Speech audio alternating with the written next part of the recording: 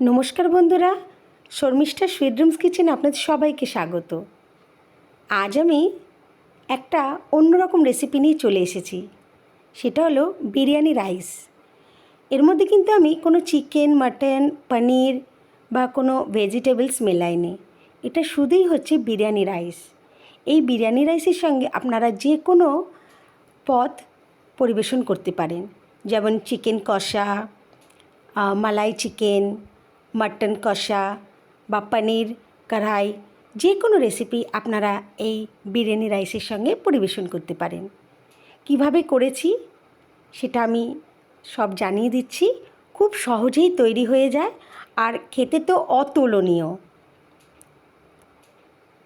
দেখুন, একদম ঝরঝরে তৈরি হয়ে যায় বিরিয়ানি রাইস। চলুন দেখে নিই কীভাবে করেছি। প্রথমে আমি জলটাকে গরম করে নিয়েছি। জল গরমের মধ্যে আমি দিয়ে দিয়েছি গোটা গরম মশলা, তার সঙ্গে দিয়ে দিলাম নুন, 2 চামচের মতো নুন দিয়েছি, আর দিয়ে দিলাম একটা পেঁয়াজ হাফ করে, 1 চামচ ঘিও দিয়ে দিয়েছি, আর সামান্য একটু লেবুর রস দিয়েছি। লেবুর রসটা দিলে চালগুলো পুরো একদম সাদা দুধের মতন হয়। জলটাকে গরম করেছি আর আমি চালটা ভিজিয়ে রেখেছি আধ ঘন্টা। আপনারা 1 ঘন্টাও ভিজিয়ে রাখতে পারেন। যত চালটা ভিজিয়ে রেখে দেবেন, মানে আধ ঘন্টা থেকে 1 ঘন্টা, আপনার চাল কিন্তু একদমই যখন ভাত তৈরি হয়ে যাবে ভাঙবে না। তাই জন্যে আপনারা অবশ্যই চালটা ভিজিয়ে রাখবেন। এই দেখুন, আমার আধ ঘন্টা চাল ভেজানো ছিল, আমি জলের মধ্যে দিয়ে দিলাম। এবার আমি ঢাকা দিয়ে রান্না করছি। এই দেখুন, আমার 75% কিন্তু রাইসটা রেডি হয়ে গেছে। এবার আমি হাত দিয়ে দেখে নেব আলতো করে যে রাইসটা স্পঞ্জির মতন নরম হয়েছে কিনা, তাহলেই জানবেন আপনার রাইস রেডি হয়ে গেছে। আর 75%-এর একটু বেশি চালটাকে একটুখানি ফুটিয়ে আপনারা নামিয়ে নেবেন। এবার ভাতটা যখন রেডি হয়ে গেছে, আমরা ঝাঁঝরির সাহায্যে এক্সেস জলটা বের করে দিলাম। এবারে চলুন আমরা এবারে রাইসটা রেডি করে নিই। আমি তেল নিয়েছি 2 চামচ, 3 চামচ ঘি দিয়েছি, দিয়ে ভালো করে একটু গরম করে নিয়েছি। এবারে ওর মধ্যে আমি দিয়ে দিলাম আদা বাটা আর রসুন বাটা 1 চামচ। একটু ভালো করে নেড়ে চেড়ে নেব। তার মধ্যে দিয়ে দেব কিছু পরিমাণে পুদিনা পাতা। পুদিনা পাতা না থাকলে কোনো অসুবিধা নেই, কিন্তু পুদিনা পাতা দিলে খুব সুন্দর একটা গন্ধ বেরোয়। এবার আমি দিয়ে দিলাম রেড চিলি পাউডার বা কাশ্মীরি লঙ্কার গুঁড়ো 1/2 চামচ, আর দিলাম 1/2 চামচ গরম মশলা। একটু হালকা হাতে চালটা দিয়ে নেড়ে নিলাম।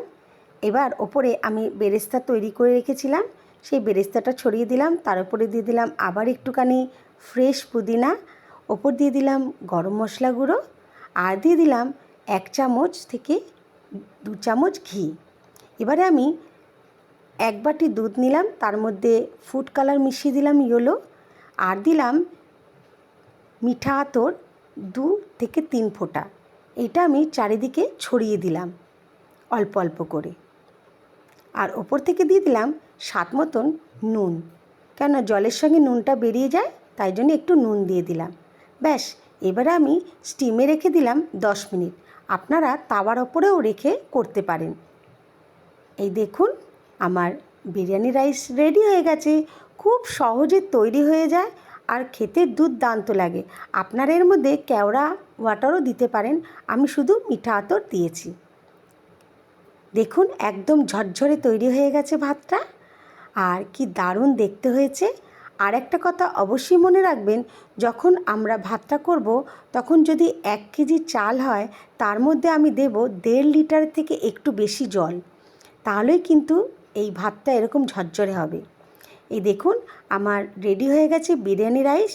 যে কোনো আপনি এর মধ্যে পরিবেশন করতে পারেন, চিকেন কষা, মাটন কষা বা পনির টিক্কা, কড়াই পনির, যে কোনো কিছু এর সঙ্গে পরিবেশন করবেন। দুর্দান্ত আর খুব সহজে তৈরি হয়ে যায়। আপনারা বাড়িতে কোনো অতিথি এলে এরকমভাবে যদি রাইস করে দেন, তারা আনন্দের সঙ্গে খাবে। আর আমার রেসিপি যদি আপনাদের ভালো লেগে থাকে, প্লিজ একটা সাবস্ক্রাইব করে দেবেন, লাইক কমেন্ট করে অবশ্যই জানাবেন আপনাদের এই রাইসটা কেমন লাগলো। খুব সহজে তৈরি হয়ে যায় বন্ধুরা, আর খেতে সত্যিই খুবই সুন্দর। আজকের মতন এইটুখানি, আবার নতুন রেসিপি নিয়ে আপনাদের কাছে চলে আসব। সুস্থ থাকবেন, ভালো থাকবেন, নমস্কার।